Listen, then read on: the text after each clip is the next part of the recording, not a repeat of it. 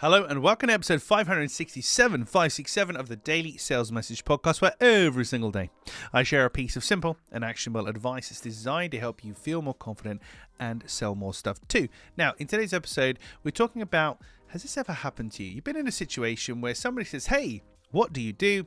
And you answer and you say, blah, blah, blah, blah, blah, this is what I do.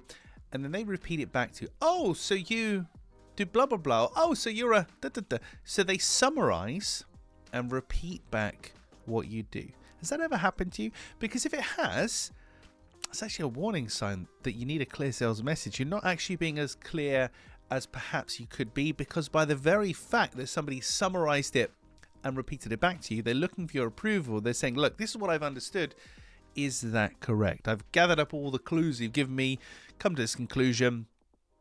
Is that correct? So if people repeat things back to you, summarize it, repeat it back to you, and you're selling to them, you're talking to them, there's a high chance that you're not being as clear or certainly not as concise as you could be. It's definitely something that you should look into. Remember, syllables are expensive, explanations are expensive. There's 1,000,001 different ways that we can cut down your messaging and use shorter, more articulate, concise ways of explaining what you do.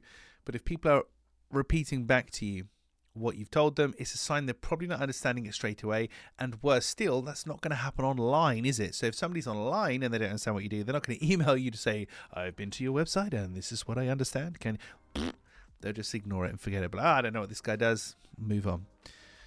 This all comes back to the main maxim in my business, which is if they don't understand it, they can't buy it. If they don't understand it, they can't buy it. So look out for that. If people repeat back to you what you've told them when you're introducing yourself to them, or you're selling to them, it's potentially a sign they don't understand what you're doing, and you probably need a clear sales message. But I would say that because I'm biased.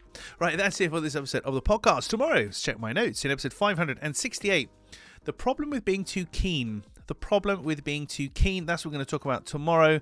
I'll explain all and why being keen actually isn't a very good thing at all in terms of sales and selling, but a particular type of keen. Anyway, I'll stop teasing you. I'll see you tomorrow for that episode. Thank you for listening and watching all the way to the end. If you haven't already, hop on over to LinkedIn. You'll find me there, James Newell, Clear Sales Message. Shoot me a DM.